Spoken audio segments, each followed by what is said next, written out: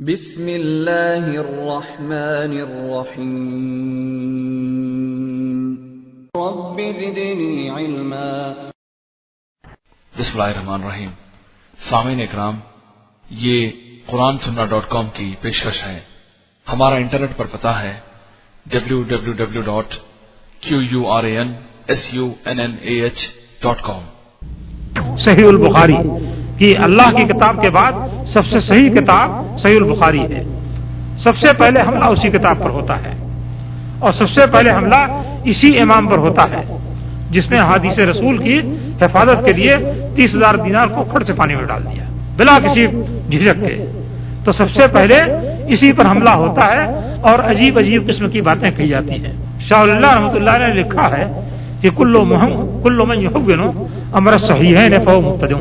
جو آدمی صحیح بخاری اور صحیح مسلم کے معاملات کی توہین کرتا ہے، اس کے سلسلے میں کمزوری کا اظہار کرتا ہے، وہ مبتدع ہے، بدعتی ہے۔ اور بدعتی کی حیثیت جانتے ہیں کیا ہے؟ بدعتی کی حیثیت یہ ہے کہ اگر کسی بدعتی کی کوئی تعظیم کرتا ہے، توقیر کرتا ہے، فقط عان علی عدم الاسلام، تو اسلام کے ڈھانے پر وہ اعانت کر رہا ہے۔ بدعتی کرتا کیا ہے کہ اللہ اس کے رسول کو تو ہٹا دیا ان کی جگہ سے۔ حکم دینے کا حق جو ہے وہ اللہ کا ہے، اور یہ منصب اللہ تعالیٰ نے اپنی طرف سے محمد رسول اللہ صلی اللہ علیہ وسلم کو بخشا ہے۔ الا لہ الخلق والامر، اللہ تعالیٰ نے پیدا کیا ہے اور حکم دینا بھی اسی کا اختیار ہے۔ اور اللہ تعالیٰ نے اپنے اس حق کو استعمال کرنے کے لیے محمد رسول اللہ صلی اللہ علیہ وسلم کو یہ منصب دیا کہ یحل لہم الطیبات ویحرم علیہم الخبائث، کہ آپ طیبات کو حلال کریں، خبائث کو حرام کریں۔ تو یہ دو شخصیتیں ہوئیں، ایک تو صاحب حق اور دوسرے صاحب منصب۔ اب یہ بدعتی کیا کرتا ہے کہ اللہ کا جو حق ہے اور رسول کا جو منصب ہے وہ اپنی ذات کے لیے استعمال کرتا ہے۔ وہ دین میں ایک حکم دیتا ہے، حکم دینے کا حق اللہ کو ہے، اس کو نہیں ہے، لیکن یہ حکم دے رہا ہے۔ اور اللہ تعالیٰ نے اپنے اس حق کو استعمال کے لیے منصب جو دیا ہے، اتھارٹی جو دی ہے، وہ محمد رسول اللہ صلی اللہ علیہ وسلم کو دی ہے، اس کو وہ اتھارٹی نہیں دی ہے۔ تو محمد رسول اللہ صلی اللہ علیہ وسلم کی جو اتھارٹی ہے وہ اپنے ذات کے لیے استعمال کر رہا ہے۔ تو اللہ کا حق اور محمد رسول اللہ صلی اللہ علیہ وسلم کی اتھارٹی، یہ دونوں چیزیں وہ اپنی ذات کے لیے استعمال کر رہا ہے۔ اس سے بڑھ کر کے دین کے اصول پر ڈاکہ اور کیا ہو سکتا ہے؟ جڑ ہی کھوکھلی کر دی، دین کو ڈھا دیا، صاحب دین کہیں اور جائے، ہمارا حکم چلنا چاہیے، نہ اللہ کا حکم نہ اللہ کے رسول کا حکم۔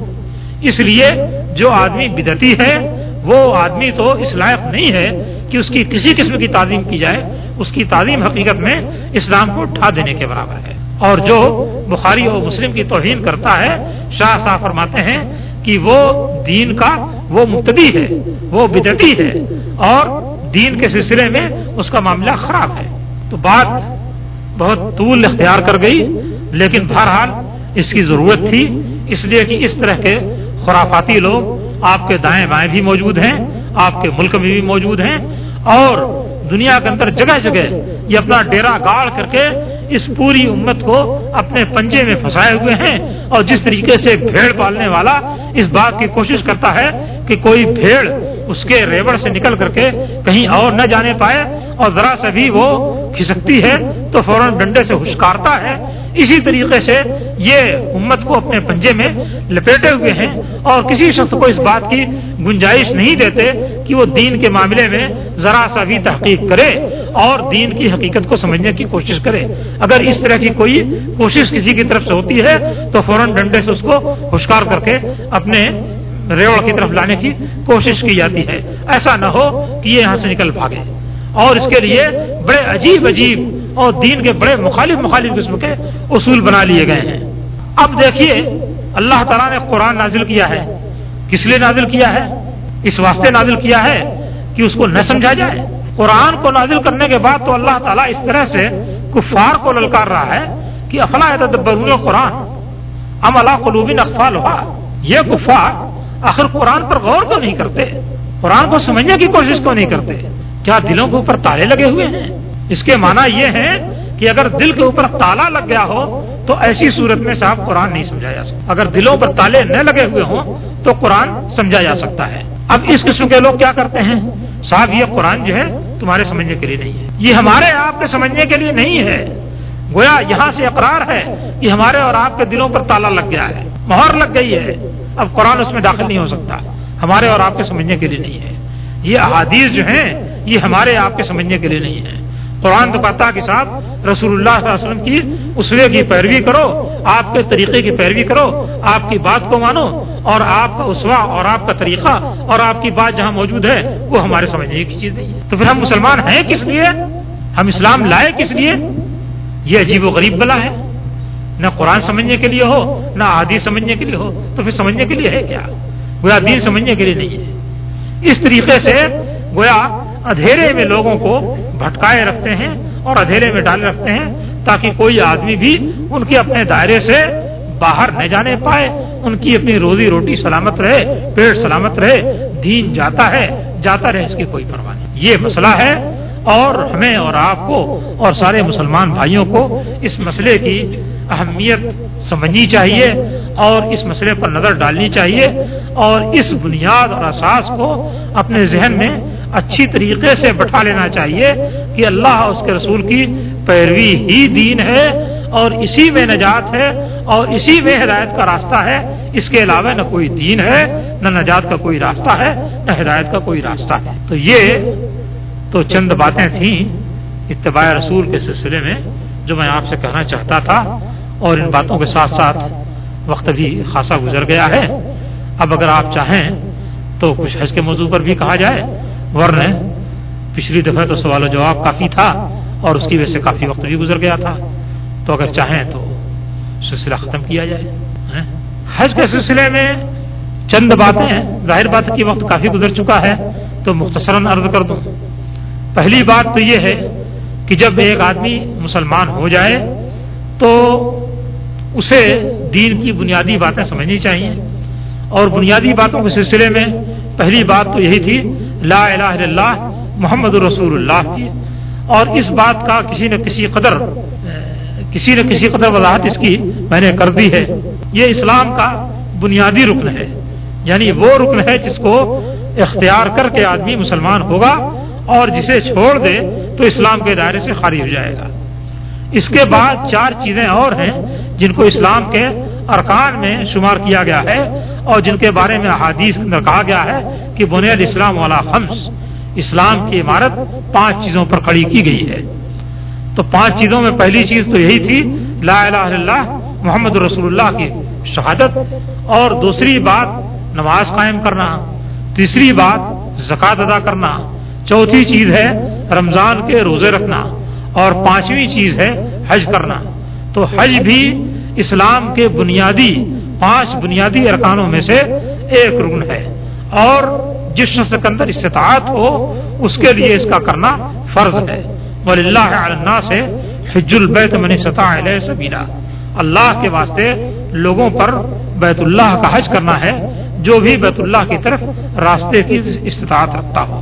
تو یہ حج اسلام کے اہم ترین فرائض میں سے ہے، اور اگر کوئی شخص اس کی استطاعت رکھتا ہے اور اس کے باوجود اس نے حج نہیں کیا اور انتقال کر گیا تو اللہ تعالیٰ کے نزدیک وہ قابل گرفت ہے، مجرم ہے، اور اس کا جرم اسی صورت میں ختم ہو سکتا ہے کہ اس کی طرف سے اس کا کوئی بھی قرابت دار حج کر دے۔ تو یہ اہم ترین فریضہ ہے۔ اس کے بعد اللہ تعالیٰ نے اس حج میں بڑی برکت رکھی ہے، بلکہ برکتوں کا یہ مجموعہ ہے، اور اس میں مالی برکتیں بھی ہیں اور عبادتی برکتیں بھی ہیں، اور ظاہر بات ہے کہ اللہ تعالیٰ نے جو برکتیں دنیا اور آخرت کے تعلق سے رکھی ہیں سب سے پہلے تلاش اسی کی ہونی چاہیے۔ تو حج کے سلسلے میں اللہ تعالیٰ نے جو عظیم ترین برکت رکھی ہے وہ یہ رکھی ہے کہ اگر حج صحیح طریقے سے کیا گیا اور اللہ تعالیٰ کے نزدیک قابل قبول ہوا تو اس حج سے پہلے انسان نے جتنے گناہ کیے ہیں وہ سارے کے سارے گناہ اللہ تعالیٰ ملیہ میٹ کر دیتا ہے۔ اس سے بڑھ کر کے اس کی فضیلت اور عظمت کیا ہو سکتی ہے۔ حضرت عمرو بن عاص رضی اللہ تعالیٰ عنہ اپنی زندگی کا ایک لمبا واقعہ بیان کرتے ہیں۔ اس واقعے کو بیان کرتے ہوئے وہ کہتے ہیں کہ میں نبی کریم صلی اللہ علیہ وسلم کے پاس آیا اور میں نے آپ سے اسلام پر بیعت کے لیے بات کی. اچھا، اسلام سے بیعت کے لیے بات کی تو کہا کہ حضور آپ اپنا ہاتھ بڑھائیے اور میں آپ سے اسلام پر بیعت ہوں. جب آپ نے پہلے حضرت عمرو بن عاص نے ہاتھ بڑھایا اور کہا کہ آپ ہاتھ لائیے میں آپ سے اسلام پر بیعت کروں. جب نبی کریم صلی اللہ علیہ وسلم نے اپنا ہاتھ بڑھایا تو انہوں نے اپنا ہاتھ کھینچ لیا. یہ عرب کے دحاؤل عرب کہے جاتے تھے. عرب کے اندر جو بڑے چال باز قسم کے لوگ تھے ان میں سے یہ شمار ہوتے تھے. اور جب اسلام لائے تو ان کی ساری چال بازی یا حکمت عملی یا ساری ٹرک جو تھی وہ اسلام کی خدمت کے لیے استعمال ہوئی.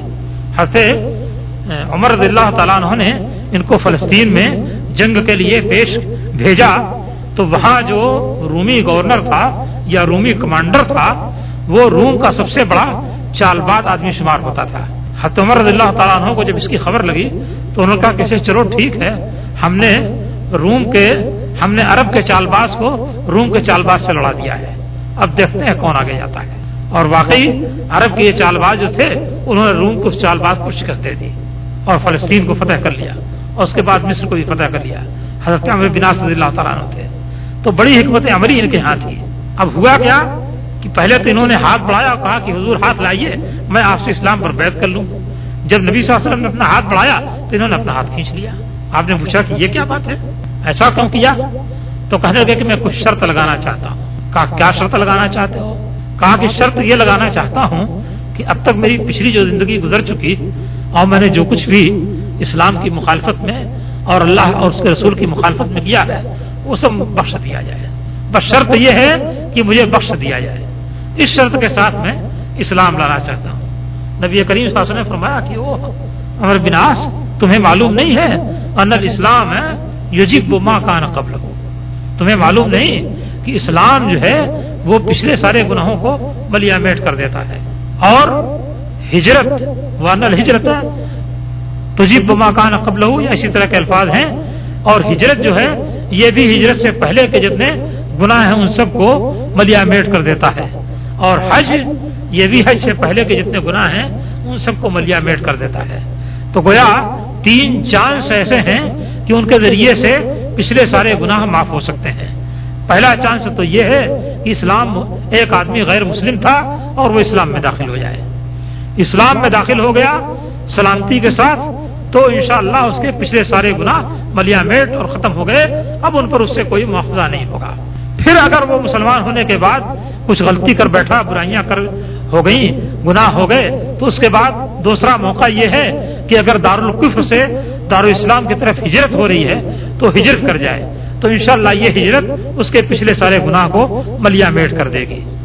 اور تیسرا چانس اور موقع یہ ہے کہ حج کا اگر اللہ تعالیٰ نے موقع دیا اور اس کی توفیق دی تو آدمی حج کے لیے جائے اور صحیح طریقے سے حج کرے تو یہ حج انشاءاللہ اس کے پچھلے سارے گناہوں کو مٹا دے گا اور سارے گناہ اس کے معاف ہو جائیں گے. فرمایا نبی کریم صلی اللہ علیہ وسلم نے کہ جو شخص حج کرے اور اس حج کے اندر فسق اور فجور کا کوئی کام نہ کرے اور گڑبڑ قسم کی باتیں نہ کرے تو رجع کیوم ولدت امہ، تو وہ اس دن کی طرح سے پاک و صاف ہو کر پلٹتا ہے جس دن کی اس کی ماں نے اس کو جنا تھا.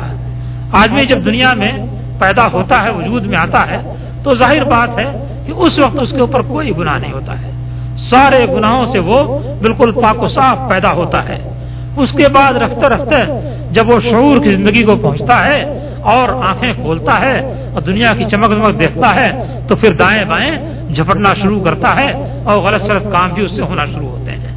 تو اگر کوئی شخص حج کرتا ہے اور اس میں کسی قسم کی خامی و خرابی نہیں پیدا کرتا ہے، کوئی بری بات نہیں کرتا ہے اور برا کام نہیں کرتا ہے، کوئی فسق نہیں کرتا، کوئی فجور نہیں کرتا ہے، کوئی اگڑم بڑگم بات نہیں کرتا ہے، تو ایسی صورت میں وہ اس طرح سے واپس پلٹتا ہے جیسے کہ اس دن تھا جس دن اپنے ماں کے پیٹ سے اس نے جنم لیا تھا.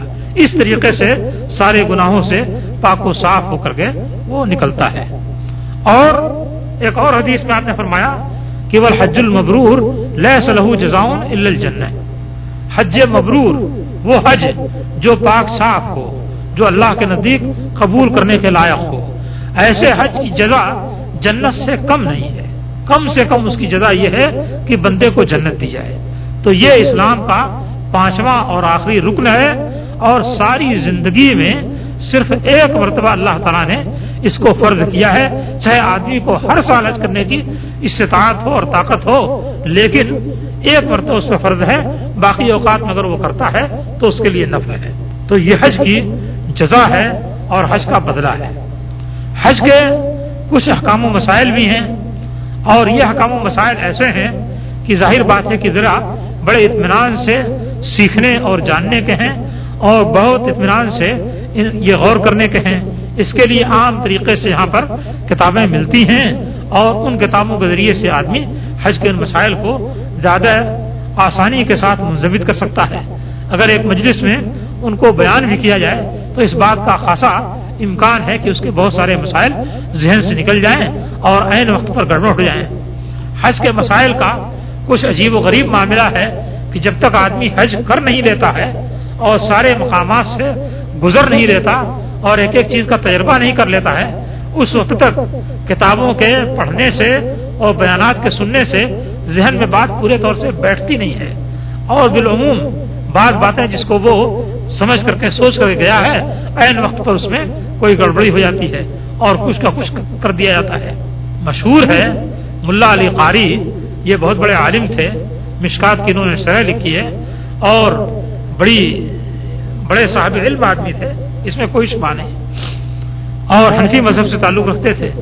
انہوں نے حج کے مسئلے پر بھی ایک کتاب لکھی، کتاب المناسک، اور اس کے بعد حج کرنے کے لیے آئے، یعنی کتاب پہلے لکھ چکے تھے، سارے مسائل کی واقفیت حاصل کر چکے تھے، اور اس کے بعد حج کرنے کے لیے آئے تو ان کو بھی دم دینا پڑ گیا، انہیں بھی دم دینا پڑ گیا۔ تو بہرحال حج کا مسئلہ جو ہے وہ بڑا اہم اور بہت ہی پرخطر ہے، اور اس کو اس طرح سے سمجھنا اور برتنا چاہیے کہ آدمی کے ساتھ کوئی مختصر سی کتاب ہو جس میں ضروری ہدایات ہوں، اور وہ اس کو اپنے ساتھ رکھے، اور ہر مرحلے سے پہلے اس مرحلے سے متعلق جو ہدایات ہیں اور احکام ہیں ان ہدایات و احکام کو پڑھ لے اور سمجھ لے، اس کے بعد اس کو زیر عمل لائے تاکہ اس طرح کی غلطیوں سے بچ سکے۔ بہرحال مختصراً آپ یہ سمجھ لیں کہ آدمی کے لیے پہلا کام یہ کرنا ہے کہ وہ میقات سے احرام باندھے۔ میقات سارے کے سارے اسی زمین کے اوپر ہیں، کوئی بھی میقات سمندر میں نہیں ہے، اور جب ان میقاتوں کو ایک دوسرے سے خط کے ذریعے ملایا جائے گا تو سارے کے سارے خط زمین ہی پر سے گزریں گے اور سمندر سے کوئی خط نہیں گزرے گا۔ ان خطوں کو ملانے کے لیے آپ چاہے ہر ایک میقات سے دوسرے میقات تک سیدھا خط مستقیم کھینچیں، یا جس طریقے سے حرم کی حدود مختلف ہیں اس طریقے سے ان کے حدود بھی آپ بیضاوی شکل میں بنا دیں۔ دونوں صورتوں میں یہ خطوط جو ہیں وہ زمین کے اوپر سے گزرتے ہیں اور زمین کے باہر سمندر سے نہیں گزرتے ہیں۔ زمین کے اوپر سے گزرنے کا معنی یہ ہوا کہ جب جوفا سے ایک خط کھینچا جائے گا اور یلملم تک جائے گا تو جدہ بہرحال اس خط کے باہر پڑتا ہے، جدہ اس خط کے باہر پڑتا ہے۔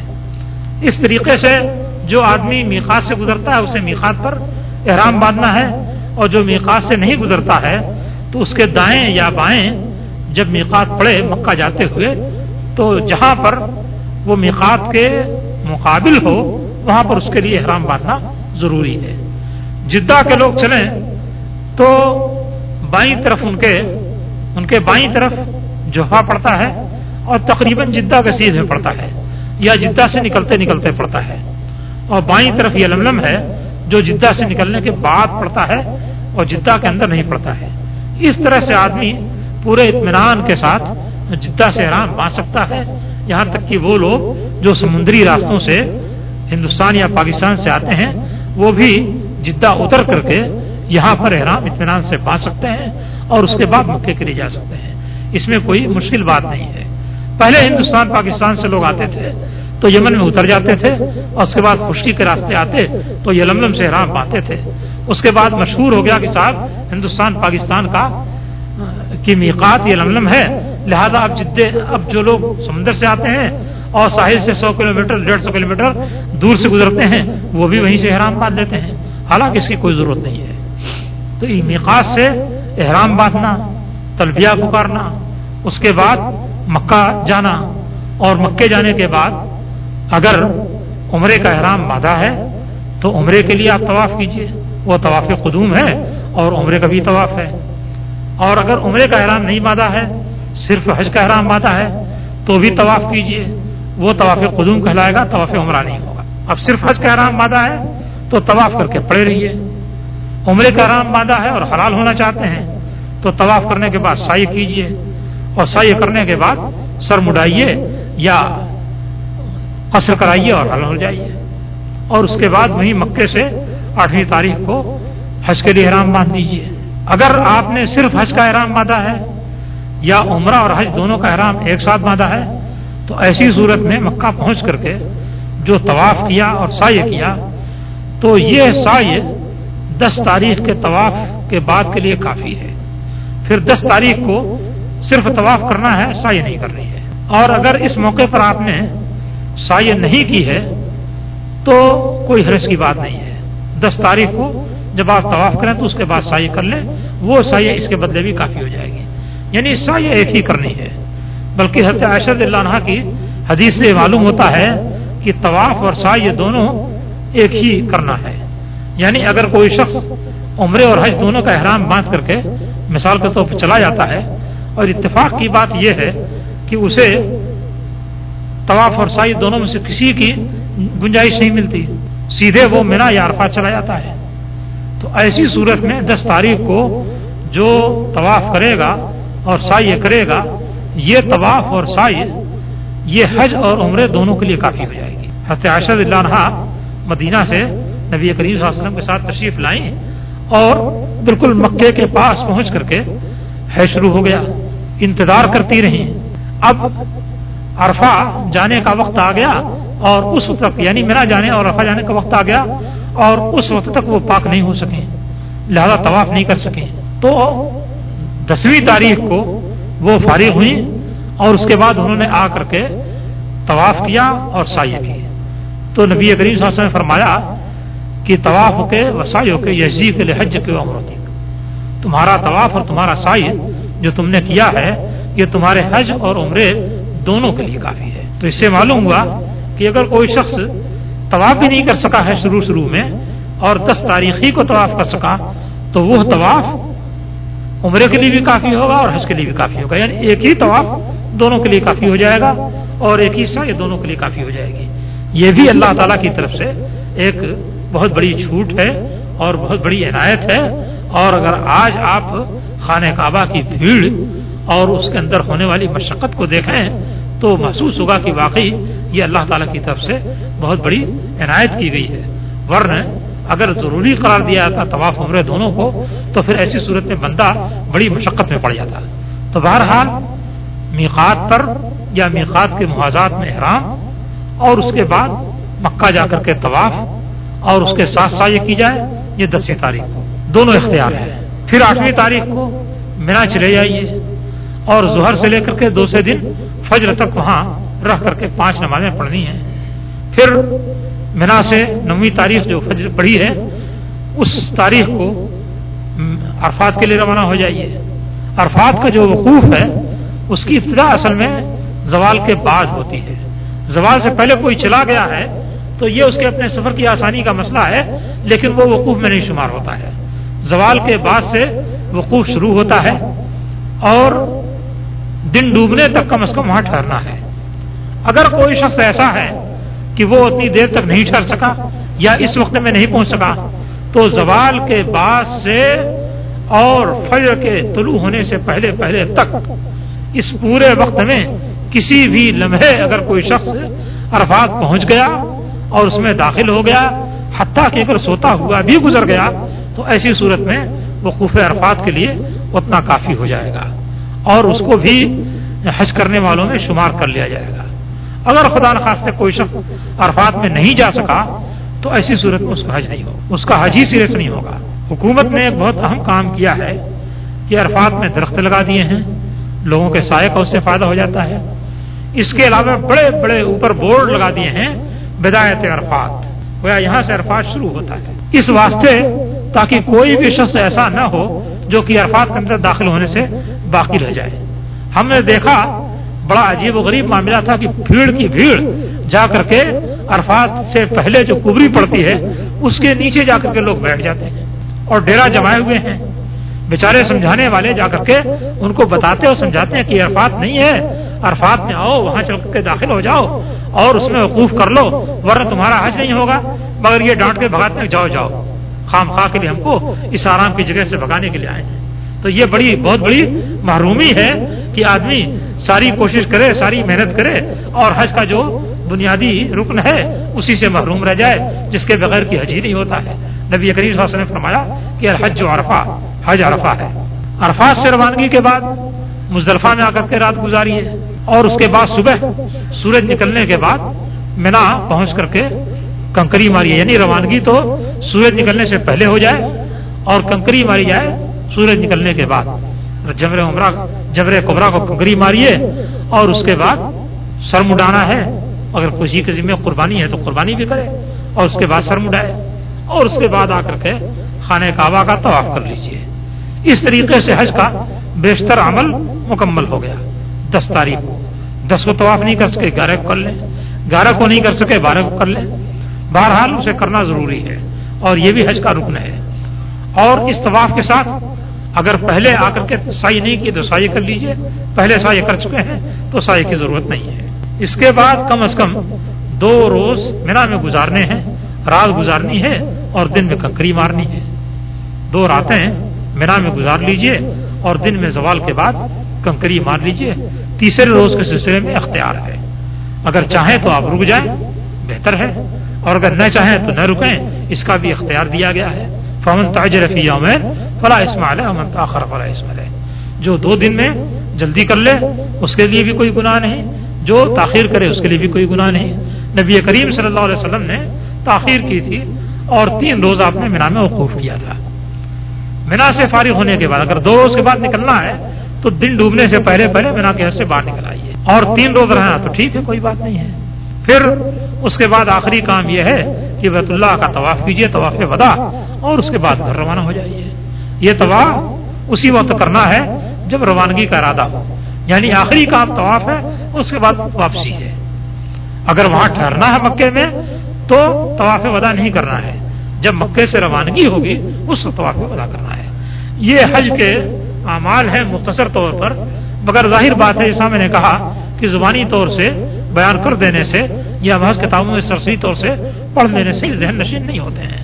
اس کے لیے بہتر طریقہ یہی ہے کہ ایک کتاب رکھیے اور اس کتاب کے مطابق عمل کرتے جائیے. بہت سارے مسائل اور بھی ہیں، بڑے تفصیلی ہیں، لیکن ظاہر بات ہے کہ ان کی تفصیل اس وقت خاصی مفید نہیں ہو سکتی ہے. اس تفصیل کے لیے اسی وقت ضرورت ہوگی جب آدمی اس سے 2-4 ہو. تو یہ حج کے مختصراً مسائل ہیں اور فضائل ہیں. اللہ تعالی ہمیں حسن عمل کی توفیق دے اور جو کچھ بھی ہمارا عمل ہو اس کو قبول فرمائے اور اس کے ذریعے سے ہمیں اللہ تعالی دنیا اور آخرت دونوں جگہ سرفراز و کامیاب بنائے. سائل سوال کرتا ہے کیا ایام حج میں یا اشہر الحج میں شوال، ذیقعت اور حج کے 10 دنوں میں اگر عمرہ کر لیا جائے تو کیا اس پہ حج کرنا فرض ہے؟ جزاکم اللہ. اشہر حج میں عمرہ کرنے سے حج فرض نہیں ہوتا ہے. حج فرض ہوتا ہے صرف اسی صورت میں جب بندہ حج کی استطاعت رکھتا ہو اور اسے حج نہ کیا ہو. ایسی صورت میں اس پر حج فرض ہوگا. ایک مرتبہ اس نے حج کر لیا تو اس کے بعد دوبارہ اس پر حج فرض نہیں ہوتا ہے. اس بات کی دلیل کہ اشہر حج میں عمرہ کرنے سے حج فرض نہیں ہوتا یہ ہے کہ نبی کریم صلی اللہ علیہ وسلم نے اپنی زندگی میں 4 عمرے کیے ہیں. ایک عمرہ تو آپ نے حج کے ساتھ کیا اور حج عمرے دونوں سے ایک ساتھ فارغ ہوئے.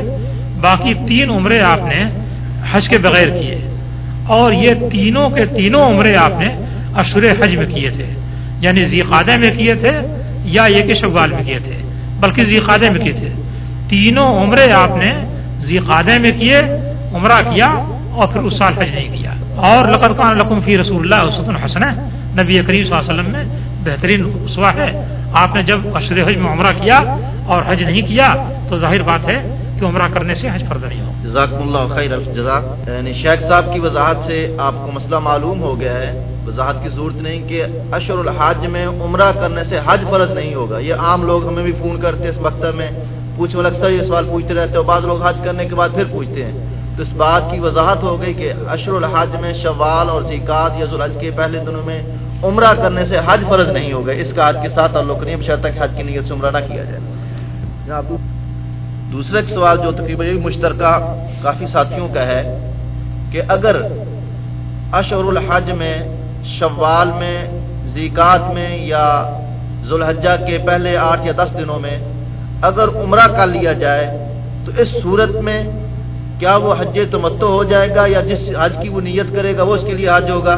پہلے سوال سے ملتا جلتا ہی سوال ہے. ہاں تو یہ تو بہرحال اگر اشہر حج میں کسی نے عمرہ کیا ہے اور عمرہ کرنے کے بعد وہ مکے میں مقیم ہے اور پلٹ کر کے اپنے وطن نہیں گیا یا پلٹ کر کے اس جگہ نہیں گیا جہاں وہ مقیم ہے تو ایسی صورت میں یہ حج تمتع ہو جائے گا.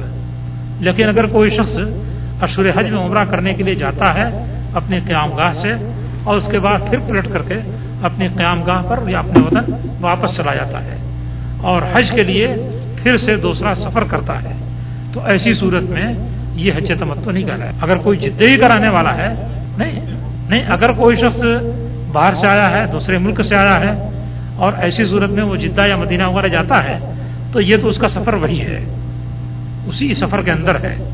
لیکن اگر کوئی جدہ کے اندر رہنے والا آدمی ہے اور وہ عمرہ کر کے چلا آیا اور دوبارہ حج کرنے کے لیے گیا تو اس کا سفر بدل گیا. جب آدمی کا سفر بدل جائے تو ایسی صورت میں تمتع نہیں رہ جاتا ہے.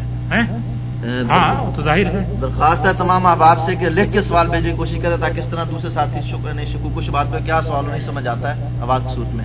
جس سوال کا شیخ نے جواب دیا سوال سامنے ہے کہ حج و تمتع کرنے والا عمرہ ادا کر کے حدود حرم سے باہر آ جائے یعنی جدہ آ جائے تو ایسی صورت میں اس کا حج تمتع کا عمرہ باقی رہے گا یا دوبارہ تمتع کا عمرہ کرنا پڑے گا؟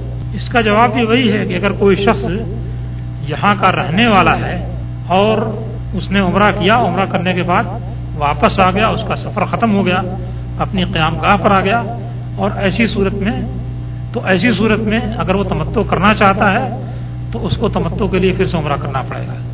لیکن اگر کوئی شخص ایسا ہے کہ وہ باہر سے آیا ہوا ہے اور یہاں آ کر کے وہ حرم یا حدود حرم یا اس کے حرمین میں سے کسی ایک جگہ آ جا رہا ہے جیسے ہندوستان سے یا پاکستان سے یا انڈونیشیا وغیرہ سے جو لوگ آتے ہیں تو ان کے لیے ظاہر بات ہے کہ یہاں کا جو داخلی سفر ہے وہ وطن واپسی نہیں ہے یا قیامگاہ واپسی نہیں ہے. اس کی حیثیت محض ایک ذیلی قسم کے تنقل کی ہے. لہذا ان کے حق میں اس آمد رفت سے کوئی فرق نہیں پڑتا ہے.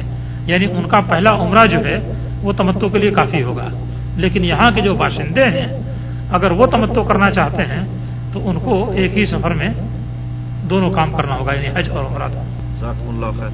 یقول السائل جدہ اگر حل میں ثابت ہے تو انسان حج قران کی نیت سے ذوالحلیفہ سے احرام باندھتا ہے تو حج قران ہو جائے گا یا نہیں ہوگا؟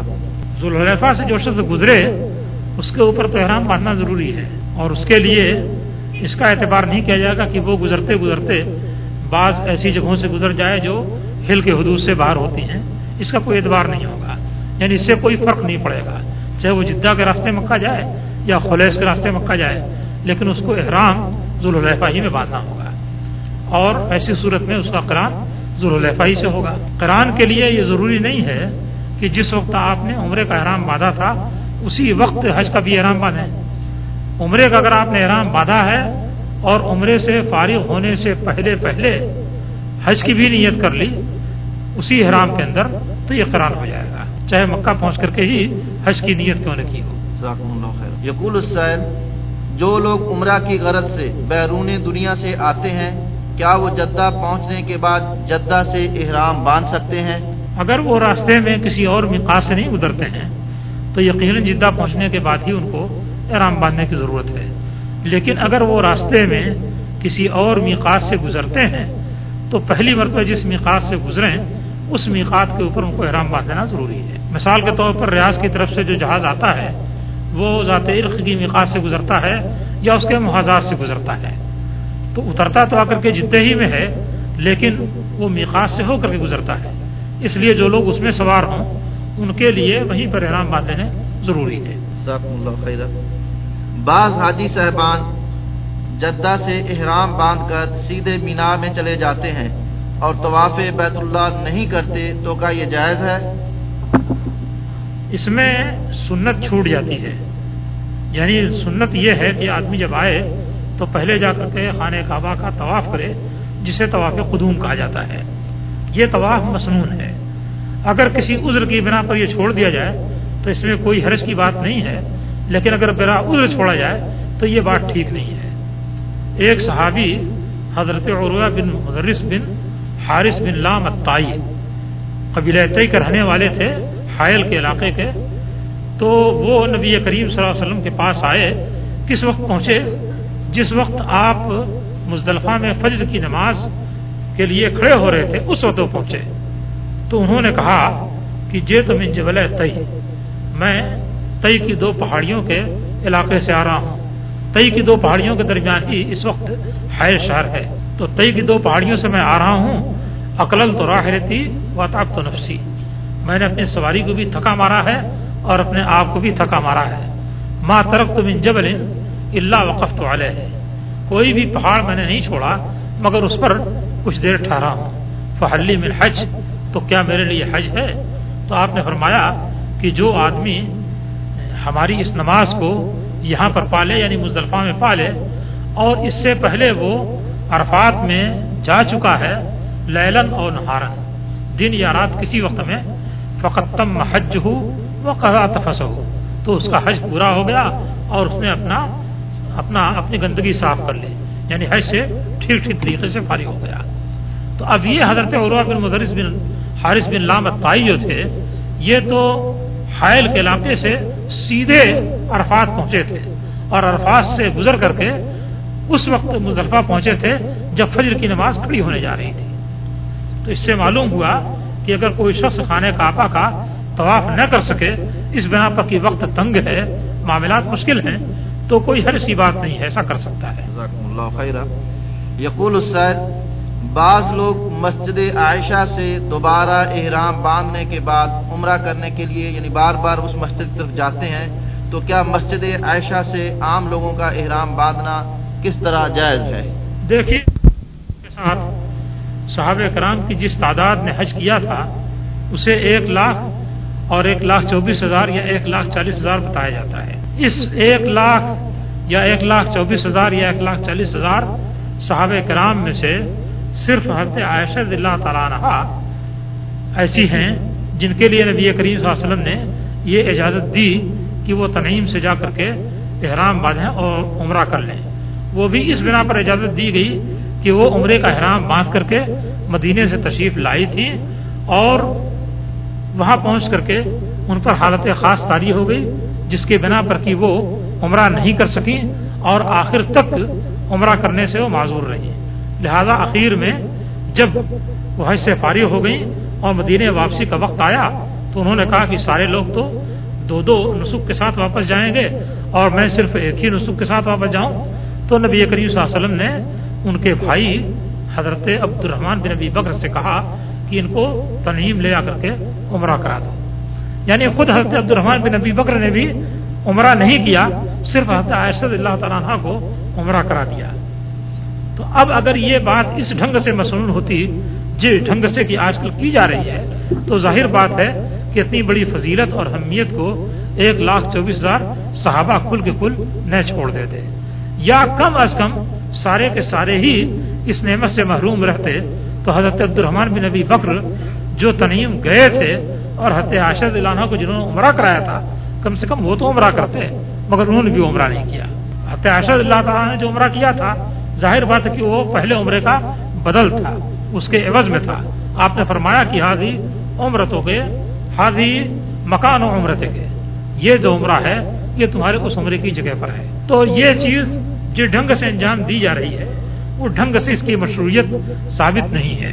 جزاکم اللہ خیر۔ کہنے کا شیخ کا فرمانا یہی ہے کہ مسجد عائشہ سے کسی قسم کا احرام نہیں باندھا جا سکتا؟ نہیں، اگر کبھی کوئی احرام باندھ لے کسی ضرورت کے تحت، کبھی اتفاق سے، تو یہ ایک معاملہ ایسا ہے جو چل سکتا ہے، مگر اس کو باقاعدہ مسنون بنا لینا اور دن میں 3-3 4-4 मरतबा टैक्सी करके जाना और उम्रे खींच करके लाना, ये चीज़ तो ऐसी है कि जिसकी मशरूइयत की कोई गुंजाइश नज़र नहीं आती है। सवाल थोड़ा सा लंबा है। आपने अपने पिछले दर्स में फरमाया था कि सूरत फातिहा के बगैर नमाज नहीं होती, इमाम के साथ ही क्यों ना अदा की जाए। हमारे शहर के मुफ्ती साहब जो आजकल शहर के मशहूर रिसालों में फतवा देते हैं और खूब शोहरत हासिल कर चुके हैं, फरमाते हैं कि ये सही है, लेकिन यहाँ सऊदी अरब में तो यही फतवा है, लेकिन हनफी हजरात को इमाम के पीछे सूरत फातिहा नहीं पढ़नी चाहिए। हाँ, शाफी पढ़ सकते हैं। बराए करम इनके लिए नसीहत फरमा दीजिए। देखिए, अल्लाह ताला ने अपने ऊपर और रसूल के ऊपर ईमान लाने और अपने और रसूल की इताअत करने का हुक्म दिया है, और क़यामत के रोज़ ये सवाल नहीं होगा कि ये तुमने नमाज किस इमाम के मुताबिक पढ़ी थी। इमामुल अइम्मा जो हैं या इमामुल अंबिया जो हैं, उनकी नमाज के मुताबिक तुमने नमाज पढ़ी थी या नहीं पढ़ी थी। मुसलमान नबी करीम सल्लल्लाहु अलैहि वसल्लम की पैरवी का पाबंद है, और आपने फरमाया कि सल्लू कमा रअयतमूनी वसल्ली, जैसे मुझे नमाज पढ़ते हुए दिखा है वैसे नमाज पढ़ो, किसी और ढंग से नमाज पढ़ने की इजाज़त नहीं दी गई है। और पूरे आलम इस्लाम में मुसलमानों के लिए अलग अलग फतवे नहीं हैं कि फलां के मुसलमानों के लिए एक चीज़ हलाल हो और फलां के मुसलमानों के लिए हराम हो, और फलां के मुसलमानों के लिए एक चीज़ वाजिब हो और फलां के मुसलमानों के लिए एक चीज़ हराम हो।